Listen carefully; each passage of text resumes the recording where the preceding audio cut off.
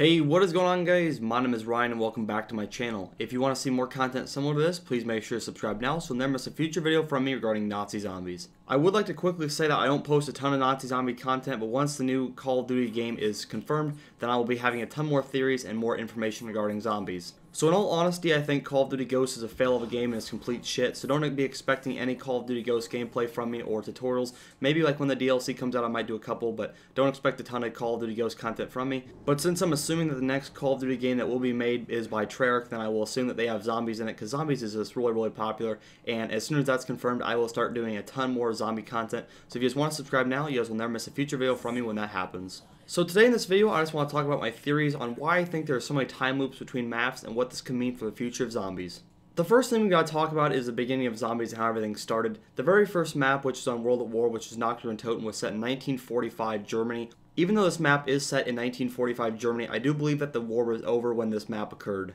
Nocturne Toten originally had no story behind it, but once the developers at Treyarch saw how popular Nazi zombies was, they had to make more maps and they wanted to make a story out of it. I really do like this idea that they did make a story out of it and how complex it's become over the last 3 years. One main complicating factor, however, is the time loops between maps. So for instance, between Origins and Buried. The time gap between Buried and Origins is the one I want to focus most on today, and I can try to provide some answers on why this happens. I can't really talk about much else like Mob of the Dead. I'm not really sure how that will spin off into the story or how they're going to tie that together, because honestly that just made no sense how they went from regular Nazi zombies to Alcatraz Island. So today I'm just going to be talking about more about from Buried to Origins. Alright, so anyway guys, you guys have probably seen the Buried endgame Easter egg, and if you guys have not seen it yet, I will put one link to Maxis' side and one to Richtofen's side in the description below, so you guys can check that out if you guys haven't seen it already. So if you did Maxis' endgame Easter egg, you guys will know that he actually wants to see Samantha and he just wants to get rid of Richtofen and be done with this. Now what I think will happen is, instead of collapsing the whole world and destroying the whole world, he wants to go back in time because he does have a good friendship with Richtofen and he also wants his daughter back. Maxis also quotes in the endgame Easter egg, Richtofen, you will cease to be, and then he basically starts shaking the ground, or he's trying to collapse the earth. Now the reason I don't think he actually wants to kill Richtofen is because deep down they are still friends, even though they have gone their separate ways, and Richtofen basically wants to kill him now. Kind of likewise, they're trying to get rid of each other, and you guys will actually know his storyline that Richtofen did get rid of Maxis in Doris, from that storyline, and call all those radios, all that Easter egg stuff.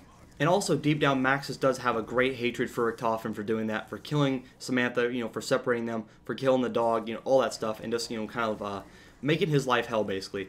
But still, what I'm thinking is that he wants to go back to a time when they were friends and when everything was okay, because I think he actually wants to change the future. So since Maxis was in control of the ether and he's in control basically of everything, he wants to go back to a time when they were both friends and they were both working for the same cause, which will be around 1918 when the first zombies were first discovered. That's my thought on Maxis' side anyway. I think it has a lot of truth behind it because, like I said, Maxis and Richtofen deep down were best friends.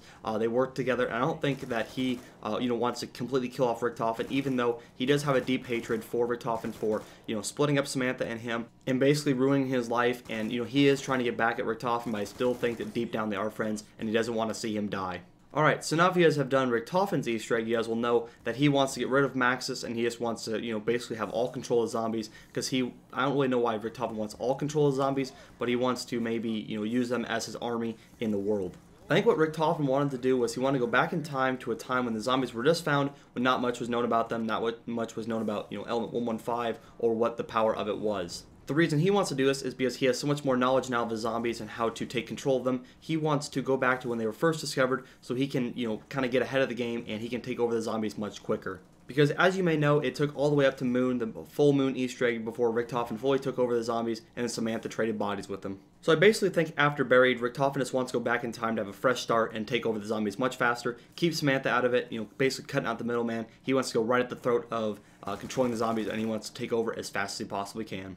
Other than that, guys, I've really basically covered everything. I'm not really sure what else I can talk about. I do have a lot more theories, which if you guys want to see them, please leave me a comment saying you guys want to see some more theories or, like more information basically regarding the zombie storyline. If you guys also want to leave your ideas of the zombie storyline, please make sure to leave me a comment as well with your ideas. I read all the comments, so every idea that you guys leave, I will read, and I might even use one in a video.